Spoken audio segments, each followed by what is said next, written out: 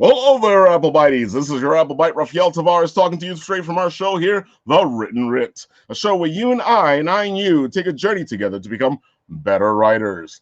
Yes, it's time for the Written Writ Late Right, and you are here with Written Writ Ralph, and of course, you need a shadow in the place, and here we go with Shadow Rabbit. Mr. Shadow Rabbit, how are you doing?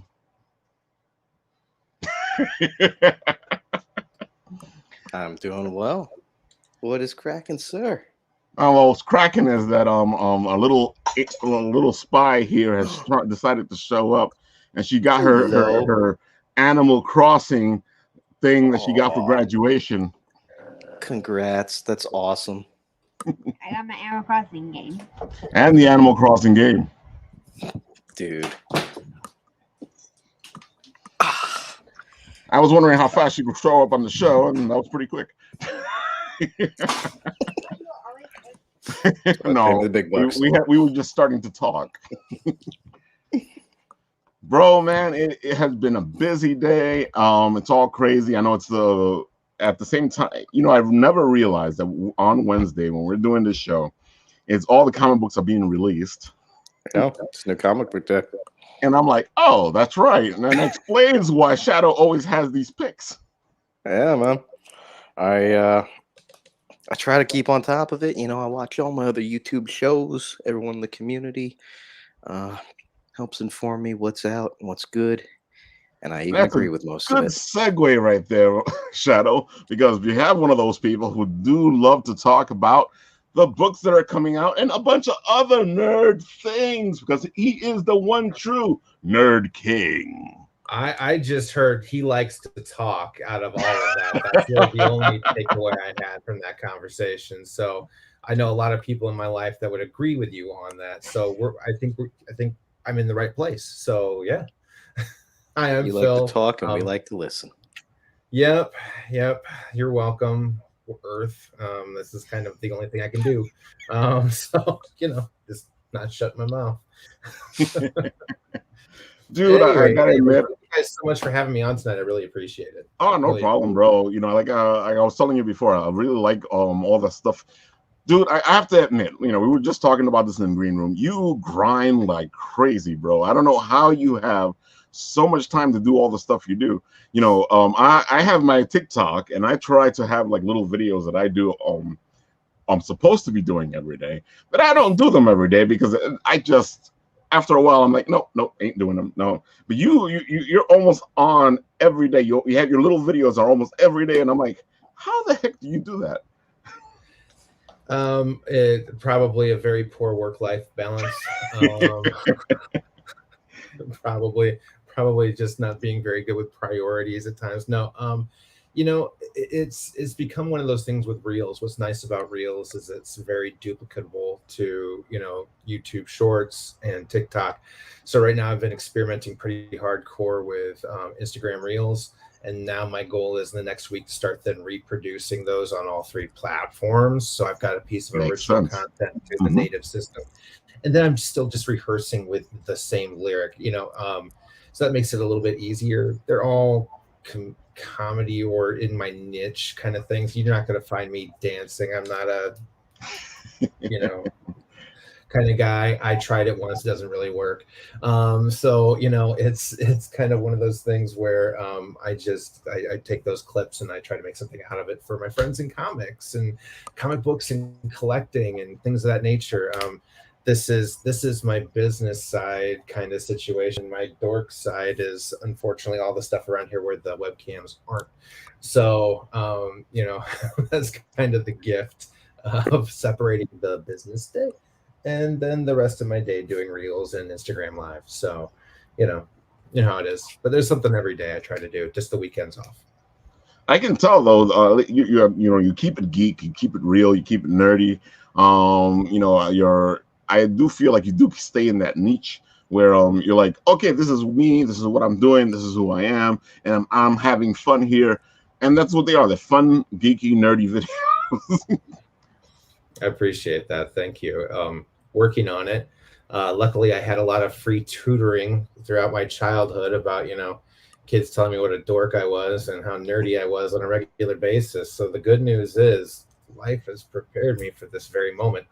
Um, so, you know, yeah, it's a niche that I love, the niche that I grew up in. You know, I was a teenage boy, huge into comics. It was the 90s, it was Image, and, you know, Marvel, X-Men were the thing. And then everything blew up and just went crazy. The 90s were like the heyday of comics, you know, rock star status on MTV, just being crazy, lots of money going around, too many books being printed. It was the epitome of excess when it comes to the print medium.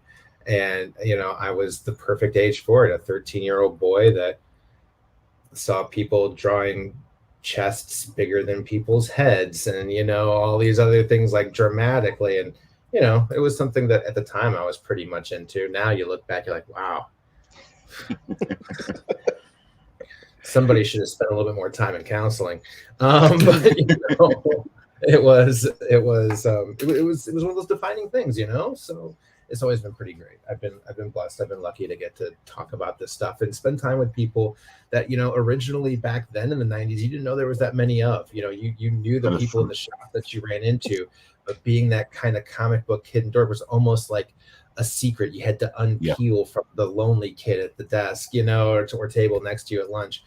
And so coming into these collective and collection like groups and passion groups, I really call them as well, has been fantastic for me and bringing me on my shell. A lot of self-love with that, you know, because getting in touch with that inner person, that's who you are, that's where you identify.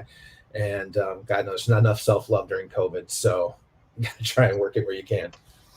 Completely agree with you. I know where you're coming from because I was there in the 90s. I enjoyed those comics in the 90s. And you're right. You know, you would like talk to somebody and be like, oh, you're into comics too. And they'd be like, shh, what are you doing, man? Don't out me. I know, right? I think that's exactly what it was. You'd be outing people by going, you enjoy comics too. Look, man, I didn't out you, okay? Yeah, I know, right? Oh, man. So we got Angel here on the side. He's saying, yo, what's up? Are you? And wasabi. Of course, we know our Son of Saint friend over there is fantastic with his beautiful art and covers. Nice. Yes, if you're unfamiliar, he's amazing. Digital artist, and his work is really fantastic, man. And he's a cool dude. He is. So, hit me with your Facebook profile, man. Happy to hear from you. Facebook, your Instagram handle. I'd love to check it out. So, I know that today is free comic book. Oh, well, not free comic. New comic book. I'm like, that was like last week or the week. Comic book day was 2 weeks ago. Yeah. Today is the comic on day. A Saturday when too. Stuff comes out, and you guys get it, and you guys go, "Hey, Ralph, look at this," and I go, "Hey, no, you're not gonna seduce me, you foul beast." Oh, welcome to the dark side, my friend. Welcome to the dark side. Actually, and there he goes. Welcome to the light. Come out of the dark. All right, there is so much light in these things. So much. Hey, I always say that, and I always tell the people, I am not Jedi. I am not Sith. I am gray. There are the great guys, so that's totally cool. All right, so new comic book day. What do you got for us, sir? What was your pickups? You know, actually, do you hit an LCS every Wednesday, or do you have mail call? I have my regular LCS. I hit every single Wednesday, and nice. I do a live broadcast from an LCS very far away from me. That also I get books from every week too. Cool. So, I live in a very remote area, so my LCS is like the remote area, pretty small itself too. So, you know, getting to do this show for every new comic book day out of New Jersey has been beneficial because they get a ton of books and a lot of indies that I can't pick up in this kind of remote area. So that's been very beneficial. But a couple of them, you know, one of the most interesting ones I read, I've got not read yet, but it's Echolands that came out today. And you would look at it normally, like this, but this comic is a little different in the fact that it was printed landscape wise, and it opens up it kind of just gives you those vibes of being almost like a scholastic book fair kind of book. You open it up and it is not this is not a scholastic book fair. Wow. It has Wicked, man. vibes to it. That is not scholastics at all. Not scholastic. I'm pretty sure there shouldn't be people's parts everywhere like that. Clifford the Oh, Big it was an Red Dog anatomy wasn't book from bleeding out on- Scholastics. Just putting that He wasn't OPP bleeding out on around. everybody. So, yeah, it's that's probably one of the more interesting pickups. I had some favorites. I'm a big Inhyuk Lee fan, and this is Oh, that's nice. Hold on, I'll put you up. Yeah. These are two tremendous pieces. His third is the Shang-Chi that I wasn't able to pick up. It wasn't at my shop. But I mean, just the way he did, Silk and Jubilee is just ridiculous. So yeah, that is amazing, man. The man's tremendous. And that's all part of, Marvel Voices. This is the AAPI recognition. Different all the different characters. So cool. You've got Jubilee, Silk, Ms. Marvel, Shang-Chi, a lot of different characters on here. The new Darkhawk's being rebooted. Oh wow, they brought Darkhawk back? Yeah, speaking of the that 90s, looks badass. The 90s Marvel than this with a Silverhawks ripoff with a little bit of a Wolverine tinge to it, Batman-y kind of feel. But Darkhawk is back because he's in development. And so, they're that makes sense. With it. But I was wondering why they brought him back. Not that he's a bad character, but it's not like why I thought he was like one of the main guys. You know what I'm saying? I thought he was whack as. I wasn't a fan. But I am a big fan of Kyle Higgins. Kyle Higgins, for those that do know and don't know, have been recently doing Radiant Black, which is a wonderful indie read out of Image Comics. And I would heinously recommend. I would heinously recommend that. But those are just a couple of the comic books I picked up today. I don't know if you want me to go into too many, but that's a few that I was pretty glad to get my hands on. So we got Son of Saint saying, load it up, man. There goes his Instagram from Son of Saint, and he's also saying, reminds me of the old school Nick Fury comics that changed the way you look at panels for the long one. Yes, that psychedelic feel. Laughing my ass off at the Silverhawks ripoff, I instantly heard the theme song.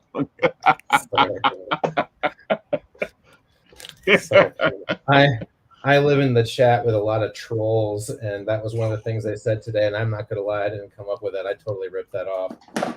But that was just one of the things that they just kind of put out there. I'm like, yeah, you're right. That is the highest form of flattery.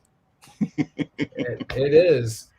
And man, with the Silverhawks, something 90s, only 90s, could be playing a guitar in space, be a great thing like that. But anyway, I digress. I gotta admit, the song was great. It would catch my attention and go, I gotta go watch some cartoons. Yeah. I was a big Thundercats guy. Thundercats were my jam. That was my jam. So Shadow, what do you have for us? What from today? Yeah. God, I mean, because I knew you picked some stuff up. I've got some cool ones to talk about afterwards, but that they weren't new comic book day books. Oh, okay. But we can talk all comics we want here because we just geek out. You doing 6 sidekicks of Trigger Keaton? Yeah, I heard about the sidekicks. Yeah, it's kind of funky, man. Was it pretty good? I kind of like it. I mean, it's all dependent on what you're into, but it's I'm a weird guy. I can appreciate that. Here's a dope one. Eve. That looks nice. Yeah. Yep, been reading that. Yeah, dude. Yep. I'm kind of partial to anything Boom is putting out right now. Yeah, Boom has been really booming. I mean, you're aware of the indie stuff. Time Before Time. Ooh, no, like the art. That's kind of a cool one too. How about Made in Korea? Yes, that looks interesting. You reading that one? Yep. I haven't read. Yeah, I haven't gotten any of the reads. Actually, it's I good. stacked up the last 2 of it, so Yeah, I got to it's catch good. up on I it. mean, it's hard to tell sometimes outside of the first 3. You got to kind of give them the chance to, I mean, Yep. usually first ones are a little bit more gripping on a regular basis, but I usually try to give it 3 books. Okay, that's fair. Makes sense. And then you're talking about Darkness, Noctera. Noctera, Ooh, yes, Noctera, yeah. yes. I picked up the variant. Speaking of metal, like Yeah, dude. Noctera and Geiger are 2 very 90 Oh, Geiger's sick. apocalyptic. Yeah, pretty crazy. You saw they're doing a Geiger verse. Yeah, I heard about that.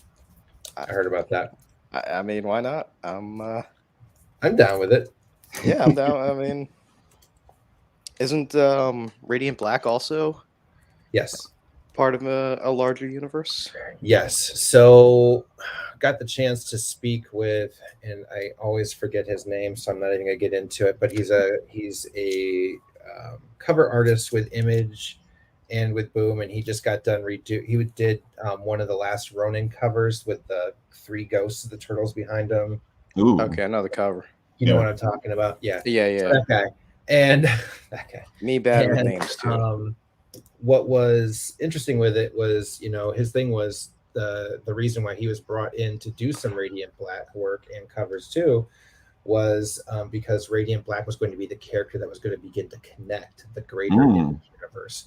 He was going to be somebody that could essentially traverse those other through via these singularities of sorts, that he was going to be able to traverse that Image multiverse and begin to build an Image verse like what DC and Marvel has, which in my mind kind of takes it out of indie status a little bit because Image is getting pretty big when you start to connect all of it.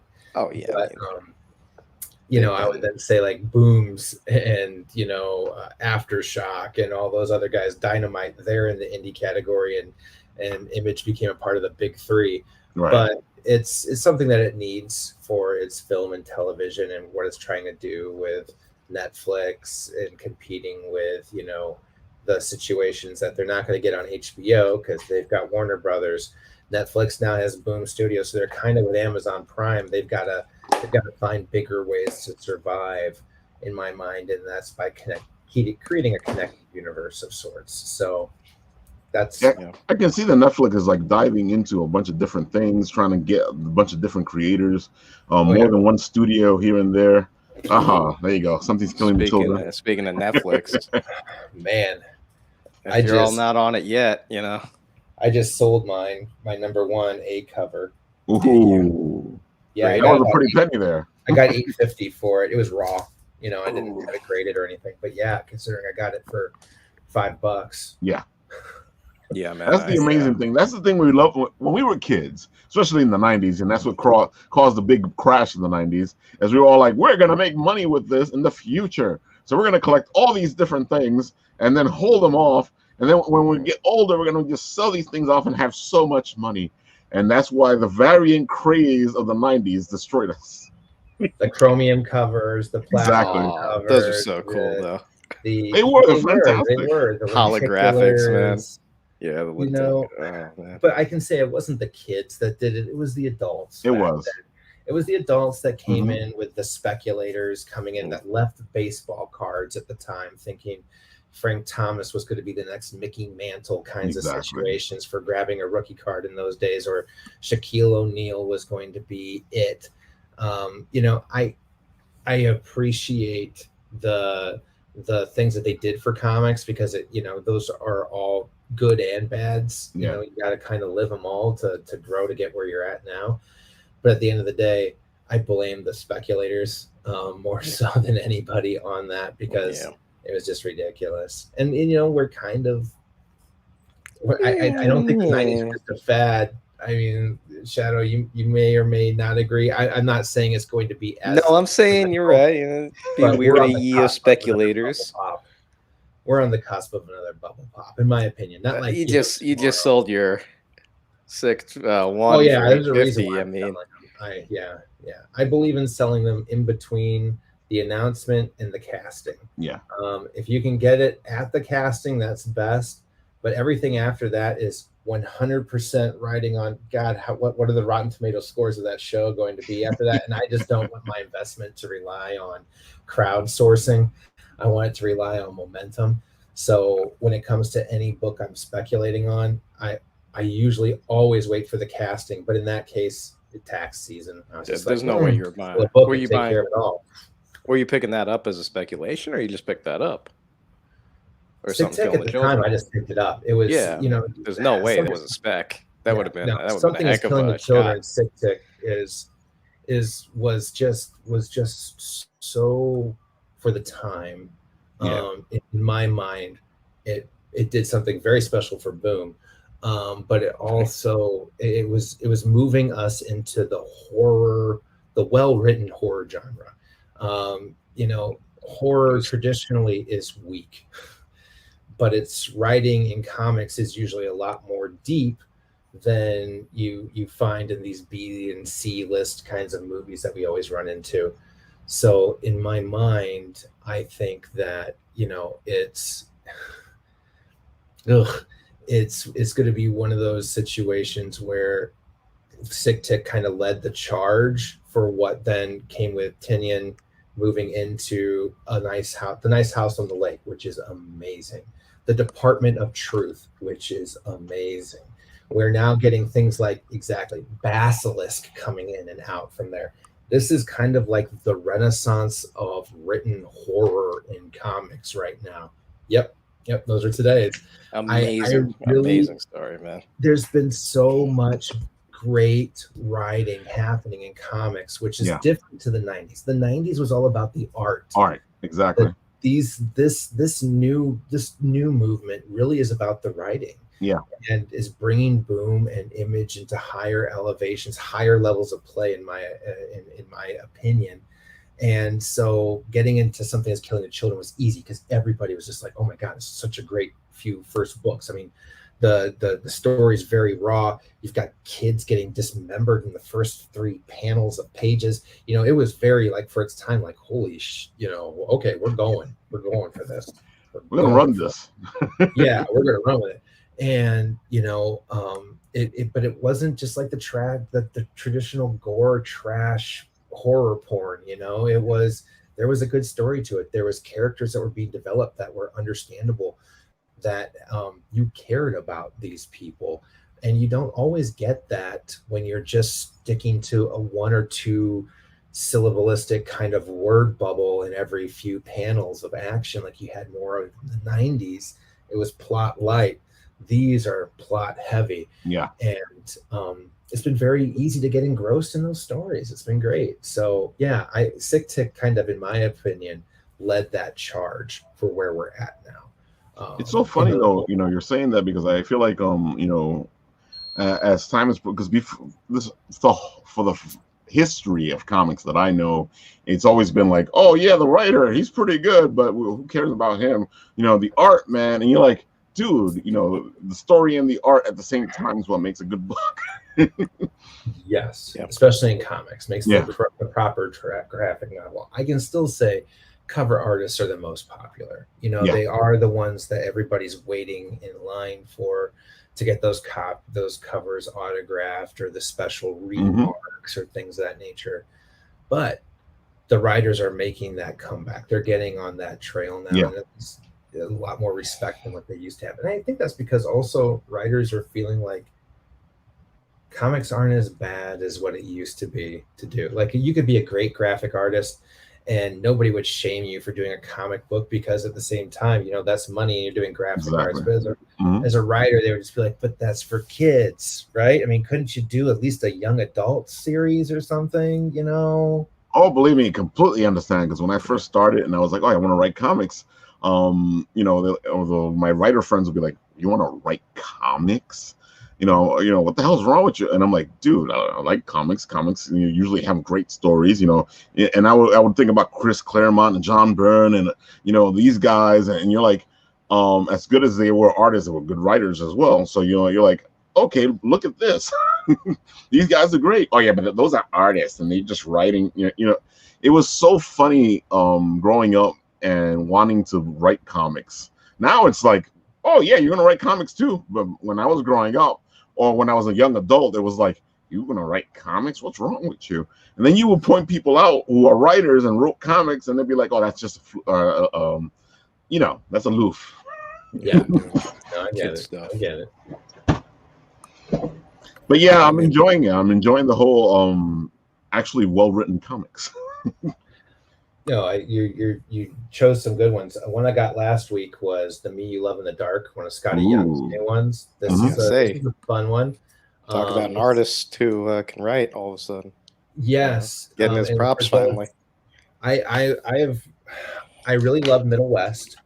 Fairyland was cool. Yeah, it's a good book. I don't know if you've gotten to read it yet. I enjoyed that one. We do an indie night every Monday night. And we all present our own books, and then we do a group review. We did a group review of the Me You Love in the Dark, and that was a good one. The ones that we reviewed recently were Basilisk, and that's been great.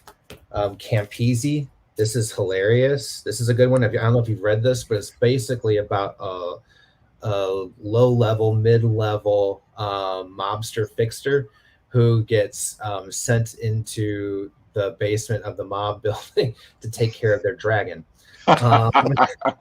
So it's very far-fetched, but it's very fun. And this one, not all robots. I just saw this recently, and I was like wondering if it was good or not. Wow. This is a hell of a story. Really? Dystopian kind of future, set in a setting where humanity's on the brink. We're living in these bubbles, and we've not been great with it, but we've been developing robots and artificial intelligence and things of that nature, and they continue to do it more and more of the work, and we have to do less and less, right? So these robots are also becoming like major breadwinners of anything in society, right? Because they're doing all the freaking work. There's not enough people to do it. So they assign a robot to a home. And that home then is supported. Those humans are supported by that robot. Right. And it is a major, it's a lot of looking into toxic masculinity. And the Me Too movement, when you see what these robots like, because they begin to also get a chip on their shoulder. I pay all the bills. I do all the stuff. Stay in your place. Stay in your lane. Do what you're allowed to do. Have the rights you're allowed to have. You stay. You do these things, and you then see the effects on the people that live in there, husbands, wives, family members, like feeling, in some cases, not all cases, but some cases, fear, some love and embrace.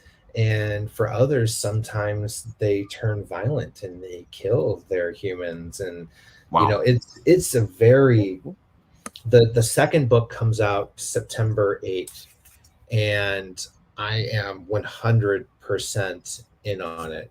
AWA Upshot makes some great limited series kinds of stories, but this doesn't seem to be limited. A couple of the other stories I enjoyed, Chariot by AWA Upshot. It's been great. That's being developed right now. Yeah. One of my favorite books. I have not gotten to read that yet. It's pretty good. Dude. Yeah, I love it. I'll grab it. That's an AWA too. That's something nice about them. They're really good with their writers. I feel like they give their writing first, because I got into one of the first ones I got into really well was Casual Fling, which when you look at it, you think it's going to be just a TNA kind of comic.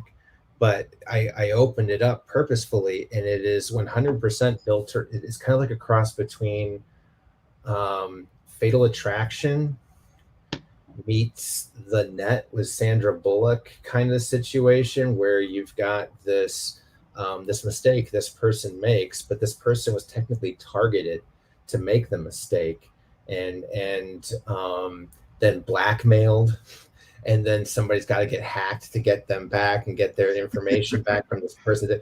So it's a very intriguing. It's a very man, a very modern kind of story. And it's not, there's no superheroes, there's no tights, there's nobody in tights or leggings. These are just regular people with a cool graphic novel story. And I really enjoyed that. That's where I kind of said, you know what, whatever comes out with AWA for a while, I'm buying, because I need to see anything that changes the traditional paradigms in comics as much as what they did in that one, in my mindset. Anyways, That's pretty good. I can tell that, there's some passion there. That's always good to hear, because we always like we do these reviews, we look at these books, and so I feel like after a while you're okay, it's a good book. I don't know. There's these books that we're like, oh my god, this is such a good book. I really need to spread the word. I really need to get the word out there. You guys need to pick this book. Right. And I find like it's become to that point where we review so much stuff that it's so rare to have that passion book. It gets hard as somebody that makes a lot of content too. I get it. You kind of run out of things to talk about once in a while, but I find like it's not that I run out of the desire to read them. I just become a little bit more picky with them when I do read them, right? Because now all of a sudden, if I read this first and then I read this, while as much as I love Scotty Young, and this is cool, it is nowhere near the par of the read and the art and the detail that I just got out of this book. This isn't that close. Right. But at the end of the day, it's still a good story. But my problem is if I'm scaling from 1 to 5, I'm going to say this is a 4.5 because I hardly ever do a perfect score. But that means I'm going to make this more like of a 3 to a 3.5. And it almost feels to me like it's failing. So I have to kind of like look at the book real independently, quick size of it before I read it, and be like, no. I'm not comparing these two books this day because they're going to be on polar ends, but this is still a good one. I feel like I'm getting more overly nitpicky. Okay. If that makes sense. I completely understand what you're saying. Yeah, I've been reading comics for ages and ages and ages, and I know that now that I get very picky on what I want to read, especially when you start to run out of time, because we're so busy all the time, and you're like, well, you're supposed to be reading these comics because it's part of your, but I got other things I'm supposed to be doing too. Yeah, we do have lives, believe it or not. Contrary to pop culture's views on us as comic book fans, we do have lives, we have families, we have lots of things. Believe it or not, we did eventually get laid. So it happened. Sorry to burst your bubble. We are you always us nerds always get that. You're with her? Yep, we did it. You guys are in trouble now. But yeah, I mean, I'm a firm believer that we're okay. So yeah, life will move forward. Yeah, at least we get to enjoy what we enjoy. Yeah, you can embrace this nerd life. I don't know how long this is going to last, guys. Exactly. So let's fill this up now. Yeah. I think though, I think society's kind of moved and we see it kind of like swinging in the different pendulum again right now, right? Because you see it in pop culture, and you see it in politics, and you see it in the market and everything else. It's like for every one direction it goes, it's going to have to self-correct and come back another way. It might suck for a little while, but it's going to eventually swing. It's a pendulum. That's life. It's you just just need life, to learn how to ride it, right? And in my opinion, the nerd culture is still on that upswing, and I think we'll get a little bit of a correction. I don't think it's going to be as huge as like politics kinds of corrections that we're getting back and forth. That is true. Let's hope not. I do think that it's going to be. We're going to walk away. We're all walking away right now. Phil said dirty words. Yeah, we're walking away. I can actually understand what you're saying. I feel you, man. And since we're in this thing and we have these ears, and you start to pick up like people saying certain things, and right now, I'm picking up this. Why are you watching that? And I'm like, ooh, this sounds familiar. And then they're talking about the Marvel shows, they're talking about the DC movies, and I'm like, I've heard this talk before. This is that talk of, that is kid stuff. Why are you watching that? And I'm like, oh, I wasn't I'm a big expecting it kid. right now. Slow yo roll. Yeah. I can admit I've had a few of those. I think it is correcting a little bit. It's close. I think it'll mostly come from ourselves getting a little bit oversaturated with the stuff that's coming out. But at the same time, too, with all these streaming services, it's just the new cable. Yeah. They're all coming up with original programming. Some of it's gonna suck. Some of it's gonna be great. Exactly. You know, we couldn't help it when we were kids. You know, it's not like, you know, when they tried to make Thor after they made the Incredible Hulk, some things just aren't going to work. You know, it worked with Lou Ferrigno and Bill Bixby, but a lot of other people can't pull that kind of stuff off. So those shows were doomed. But I agree with you. I think that one of the reasons that it doesn't work is because you lost that humanity. Because at least with the original show, even if it was kind of campy, you knew there was a guy. You knew it wasn't CGI. It was a guy. He was green. You know, he did his thing. You know, and you were like, okay, I can deal with this. Then when you look at the Hulk and he's CGI, so I feel like some of it gets lost. You know? Yeah. No, I agree. I agree with that. I think it makes it harder for the actors more than ever. But so I'm scared of that thing up there, right? That way up there. I'm looking up there, right? Somebody. I think it's funny though that acting has turned into that, and I'm like, dude, man, if this was acting, I would have been acting because I was doing that since I was a kid. Oh no, it's coming after friends, me. You know, I had that shit on lock. So yeah, I feel it. What are you thinking about all the shows now? Are you on any of the Disney Pluses or any of those? Oh yeah. I'm very glad that WandaVision came out before Falcon and the Winter Soldier, because Falcon and the Winter Soldier started off uber intense, and I feel like it tripped at the very end. It was fantastic, but it was just still too much to resolve in one episode. That should have been two. But WandaVision started off super slow. So if you would have gone from super fast, so fast you hurt yourself trying to get to the end of, you know, Falcon and the Winter Soldier, to then all of a sudden get to that WandaVision slow, like, what the fork is going on right now? You know, it would have been bad, but I'm glad WandaVision came out. It was great. I enjoyed it. It's definitely teed up where we're at. I never knew that Loki would be so earth-shattering to the MCU, but I mean, granted, he introduced us to Thanos. Why shouldn't he introduce us to Kang? You know, so I am how great that was. I've not been overwhelmed very much at all with What If so far. It's been kind of just I don't know. That's so funny that you say that, because I've been listening to the people talk about these shows. You know, I love the WandaVision, but I'm a big fan of those old TV shows, so I found something to like in those early episodes that most people didn't. I found that Cap and the Winter Soldier like kind of started off bang, and then it kind of slowed down a little bit because they needed to explain certain things. Then it picked up again, and then, like with you, I was like, that ending, I feel like they needed another episode or two just to like wrap things up in a neater bow.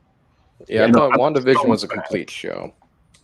You know, that's what the difference was. WandaVision, you know, I mean, no one cared about WandaVision before. Yeah, they had a lot more leniency with what they could do.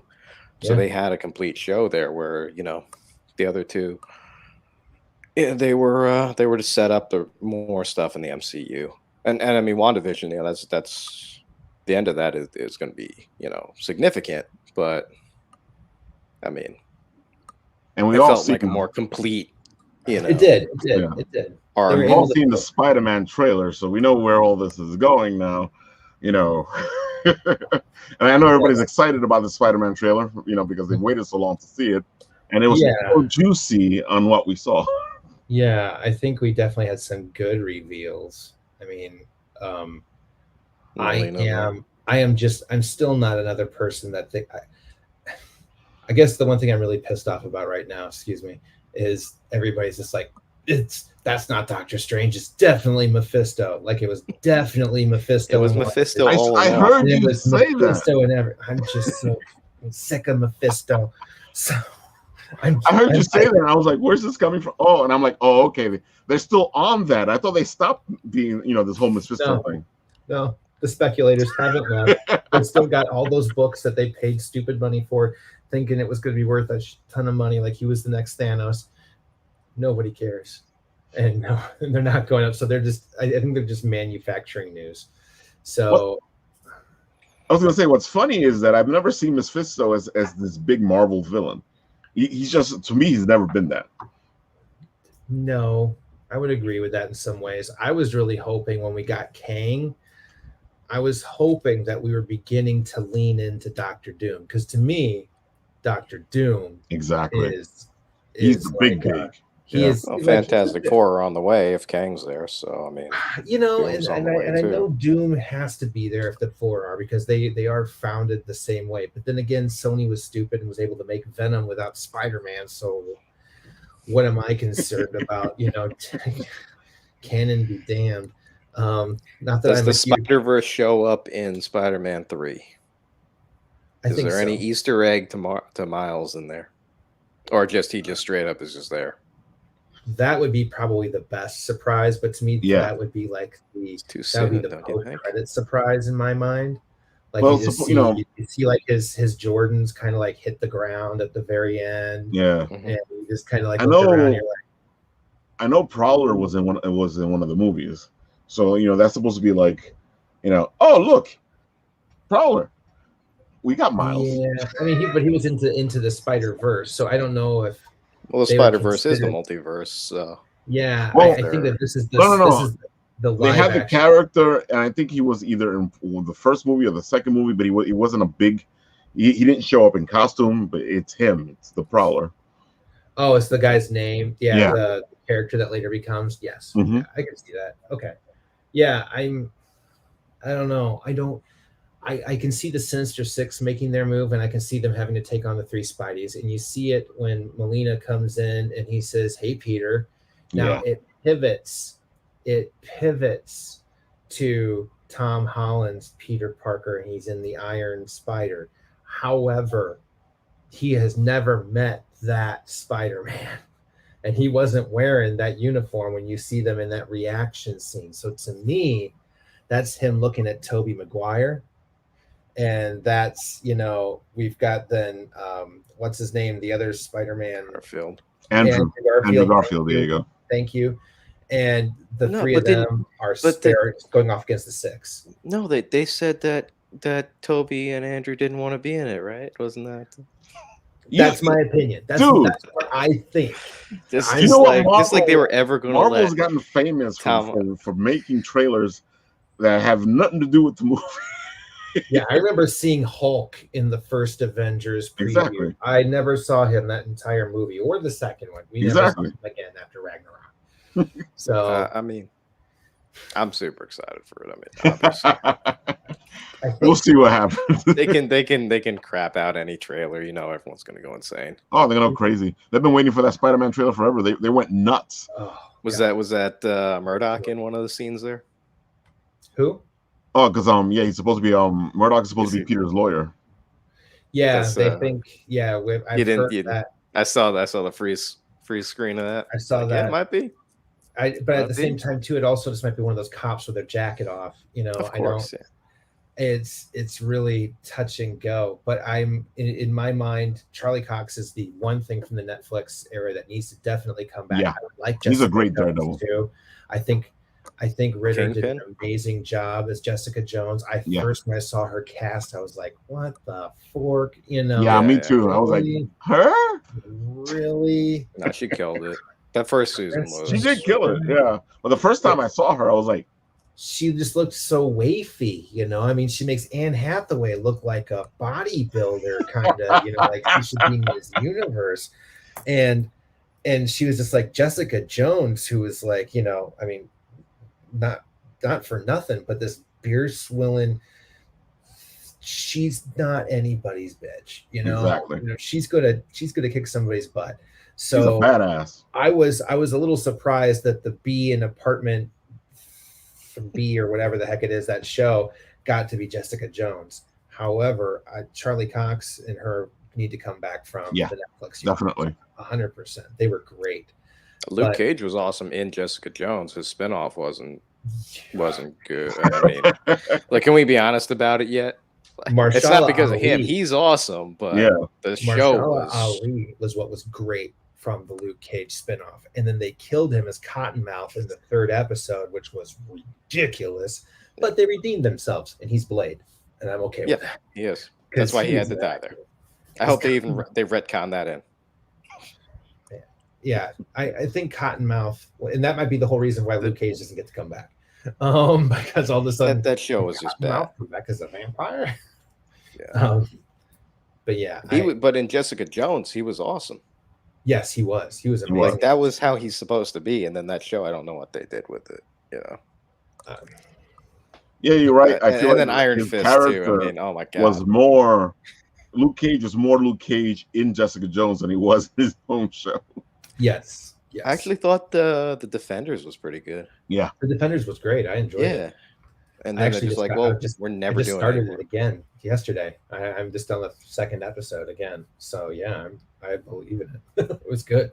That felt authentic to pretty much how people were supposed to be. I mean, that more so than their spin-off shows. Yeah, I just feel like they're secondary characters right now. I mean, if we give them their own to shine, but they're built for, those characters are kind of built for the ensemble, not necessarily the solo as much.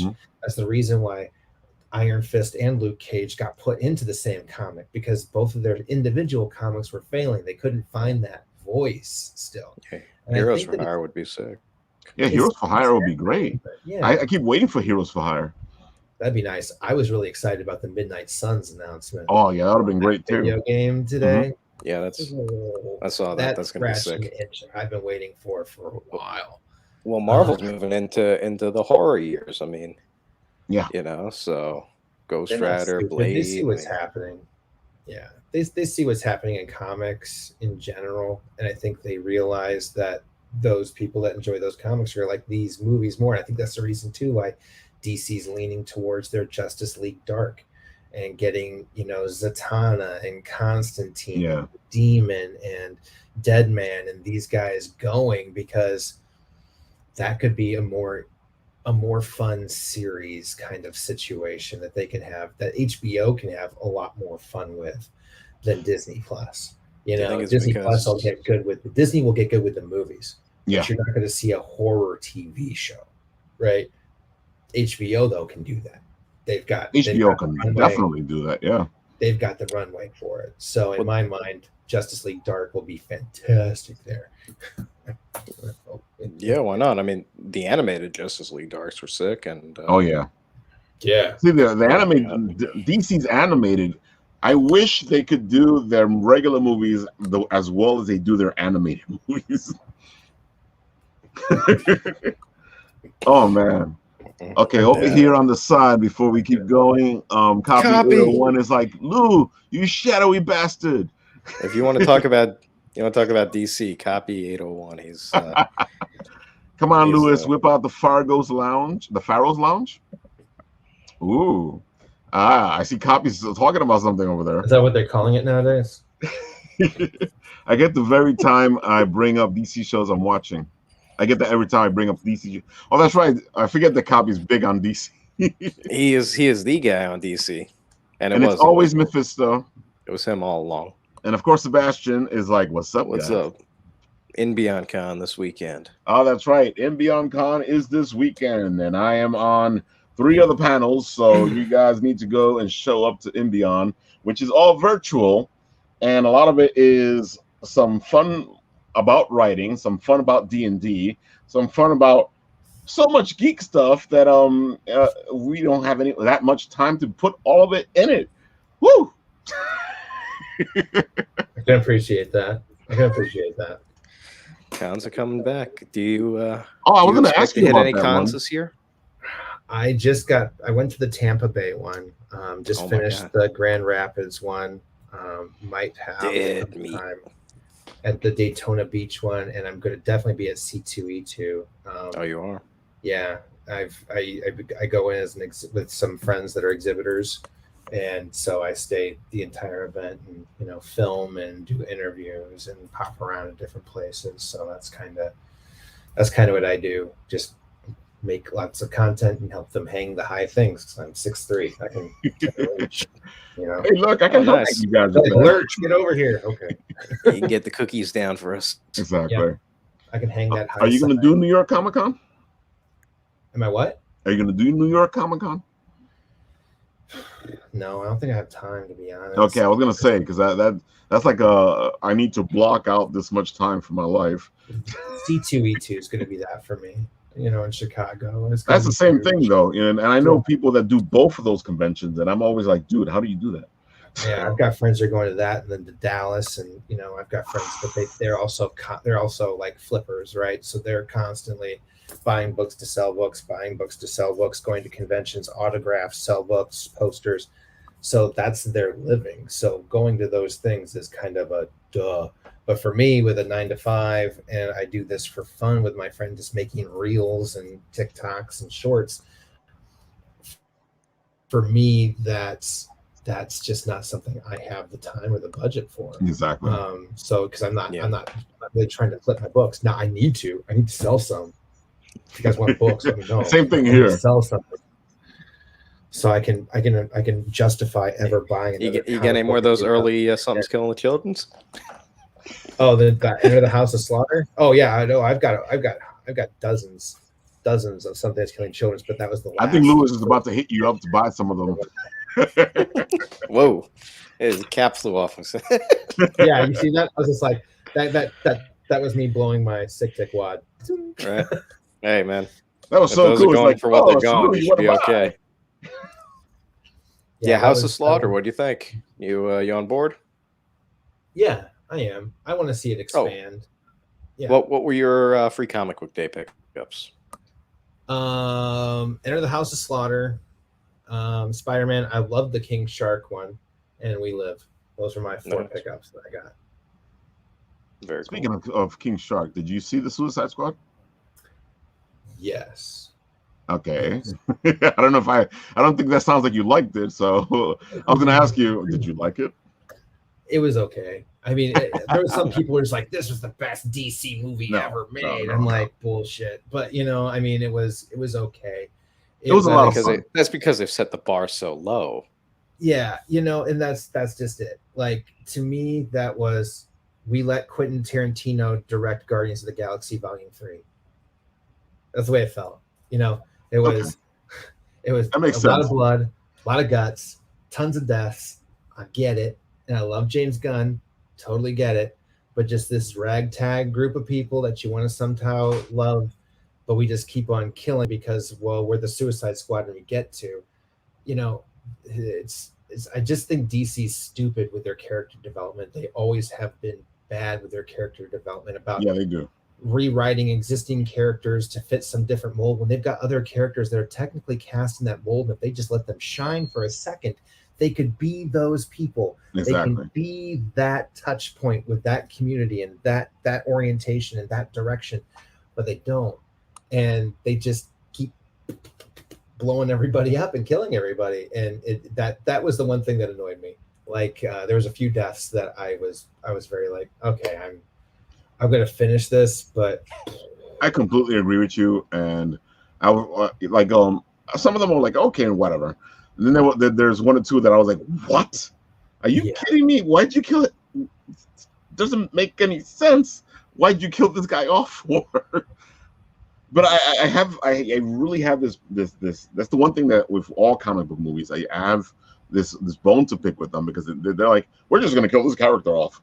I'm like, okay, we're gonna kill him off. Why? Is it part of the story? Does it do something? No, we're just gonna kill him off because the fans are gonna be like, oh my god, they killed him off. And the other thing that irked me about it was, again, character was, I love Idris Elba. I do. I love Idris, but again, they cast him with a B character kind of situation that. Nobody cares about Bloodsport. Nobody cared about, what's his name in Asgard either. We just keep on giving him these little crappy kinds of characters that aren't really built to go anywhere. When you've got somebody like Jon Stewart, Green Lantern, DC needs more than anything, and the man had been campaigning for it for a decade. On Twitter, he was in there saying, like DC, Warner Brothers, let me know. I would do this. I would love it. Man, missed opportunities. And he's one of those actors that could do that role in such a way that it could carry DC forward the way that, in all honesty, that the way that Robert Downey Jr. did in some ways with Iron Man going forward. He's that kind of character that you can pull off that kind of a role and care about that strong character to begin to build all these other people off of. And with the existing Gal Gadot and the other characters, you would have had a Justice League. I agree with you, and I say it all the time. Like this constant, let's make this person black or let's make this person Spanish. I'm like, we already have characters that are big characters in the DC universe that they can actually use, like the Green Lantern, that is a major character that they can just bring him in, and he's already it kind of annoys the hell out of me, as you can tell. I don't mind gender swaps. I don't have a problem with that. I mean, I saw that sometimes it can be tremendous, especially when it comes to writing and acting. Yeah. When I saw Battlestar Galactica with Starbuck. That was interesting. I remember everybody was just like, Starbuck's a girl. What the hell? And Katie Sackhoff killed that shit. She did, man. Yeah. It was sorry, there's no other Starbuck. But at the end of the day, too, I don't mind the occasional swaps, but not just to pretend like all of a sudden it never happened.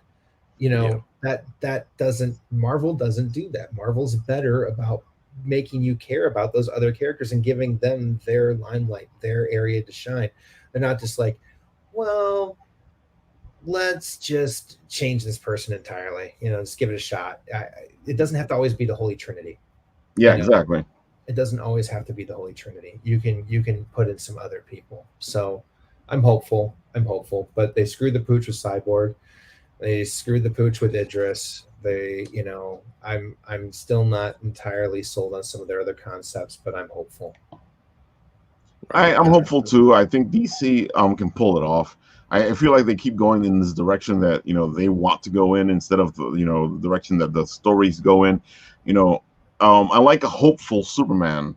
Batman's already dark. We don't need Superman dark too. There's supposed to be the balance. Batman is supposed to be this guy, and Superman's supposed to balance out Batman. That's why World's Finest always did so well, was because the characters would play off of each other. All right. So quick question for both of you guys. Snyder Cut. Ooh. Honestly, Snyder Cut. It's okay. No, I mean it was. That's where I am. It was better than the original. It was better than the original, but the original was freaking trash.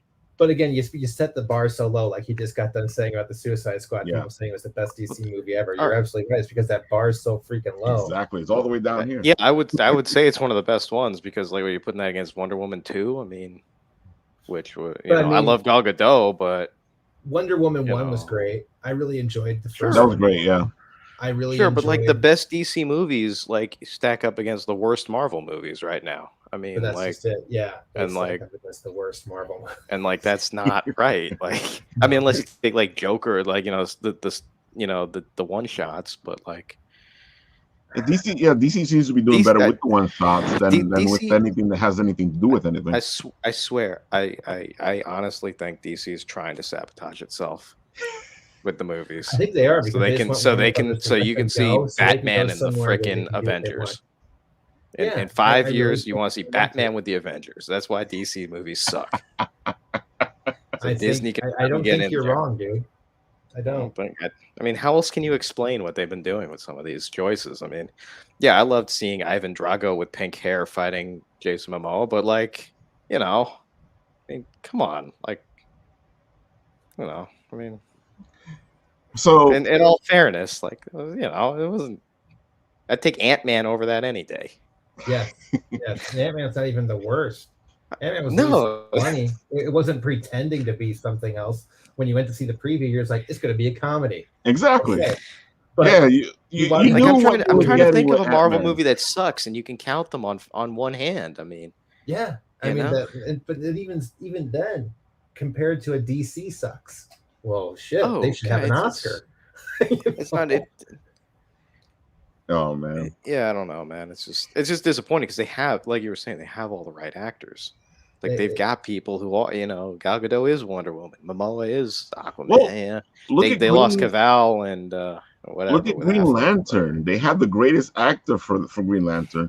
This guy Well, was Idris Elba's perfect whole for him, career has been and then they messed the whole thing mismanaged. up. I mean, Yeah. they've just.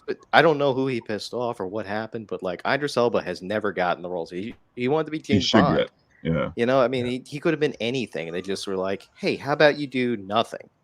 Yeah. You play like backup roles on like Guy Ritchie films or something." Like, Yeah, it feels that way. Like he was like Black that Bullet Fast Tooth and Furious Tony. I knockoff.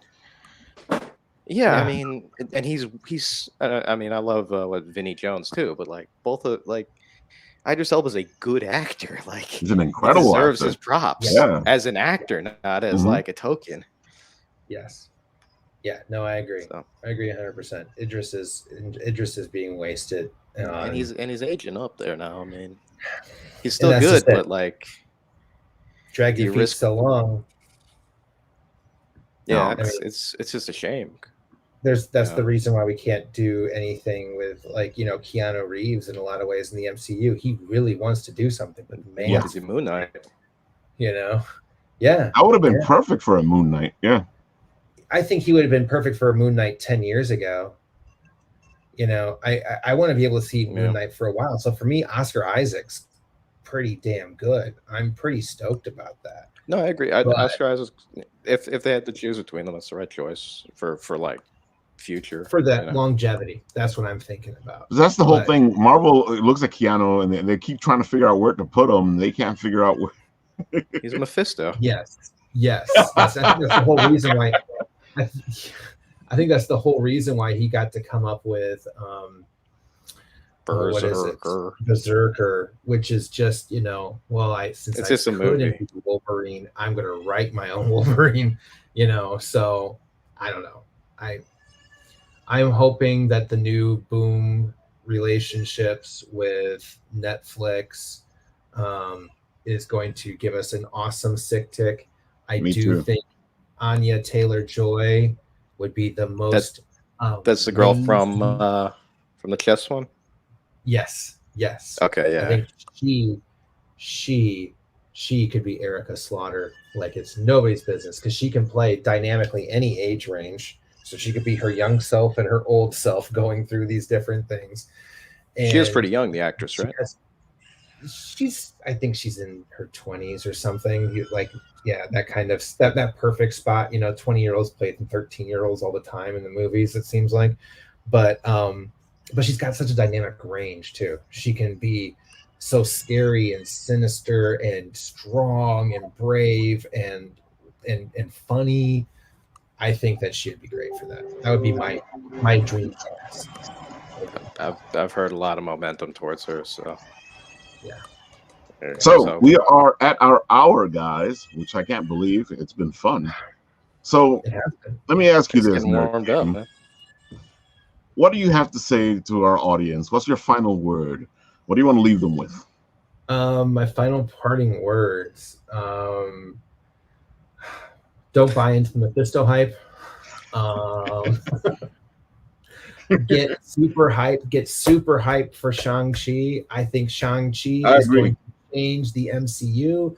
I have been waiting for this movie. I am looking to see Kunlun. I am looking to see a Mandarin. I am looking to see some amazing stuff coming out of Shang-Chi. As hype as everybody is for Doctor Strange and as hype as everybody is for Spider-Man, I have been hyped for Shang-Chi for way too long. And I think I agree. I completely agree. Amazing. I loved him in Kim's Convenience. I'm very pumped. Awkwafina, I am over the moon for this movie. This is what I've waited all year for. This movie. So I completely agree with you. I love the fact that it's an actual kung fu movie. You know, I have no problem with the rings being these things. They look fantastic. It You makes know, more I sense. can't wait to see what they do with it. Yeah, I Yeah, I can't. forget what It that makes more fighting sense to style me. Like is with the iron rings. all It's the cool. rings after the entire Infinity Gauntlet situation, I just couldn't go to more rings with powers. You know, so to me, the armbands, Oh my God, they look good fantastic. pivot, Yeah. good pivot. But yeah, I'm also just very thankful for you guys to give me some time to come in here and hang out with you. I really appreciate that. I'm super flattered. You guys are doing great stuff, and I'm just over here making stupid fucking reels and making fun of myself. So that's nothing, and I really just I'm flattered to be here, and hope you guys come and hang out with me sometime over there. Just let me Anytime know. you want, bro. Love to have you, man. So You are that's kindred just spirit. We like you here. yeah. And anytime you guys need me back, just let me know. I am down to clown at any time. So That is you should great because be we in the like you comments. and we had a nice conversation. Yeah. I think this is the biggest comic book related conversation we have had in a while. Well, maybe you need to have more. I didn't even get to ask you about Stray Dogs. I mean, we still had stuff to talk about. Dude. So, dude, where can they I'm launching find my you? YouTube channel next week anyways. Maybe we can just start going back and forth. There you If go. guys need a We'll comic do book that. We'll night, be like, okay, we're gonna talk about Stray Dogs over here. We're gonna talk about we're just gonna start guesting on each of each other's channels all the time, exactly. rotating around. Oh, you do. We'll do that thing that the editors do in the comics. You'd be like, if you've seen episode so and so of Nerd King, you'll understand what we're talking about. It's a beautiful You wanna know comic what they're community. talking about? See that down here. Yeah. Speaking of which, where can they find you? Because they have to go find you. You're fantastic and you're so much fun. I appreciate that. My YouTube channel is going to launch next week. It's just been named right now. That's One True Nerdking, just like it is now with the underscores. But I'm really exclusively on Instagram right now. That's where all my content is. So check me out on the gram. Come hang out. I do nightly shows every single weekday of the week. There's an hour-long nightly show, something different. It might be sales. It might be an interview. Got a great interview with David Nakayama recently.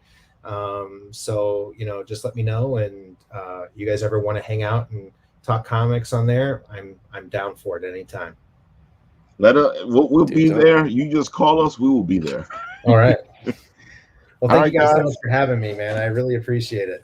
Anytime, bro. You want to come, sir. You want to talk comics, you want to geek out, you want to have fun, you want to talk shows, you want to do whatever you want to come and talk about, because we love geeking out here at the Written Writ as much as we like talking about writing and all the other processes that we're supposed to be talking about. But I find that this is what made me who I am as a writer, and this is why I like talking about it. Amen. All right, with that, I will say it's time to go, but you will see us in about a couple of minutes as we start talking with Black Box Comics and see what they're up to with Gin Hunter. All right, guys, I'll do what I always do as I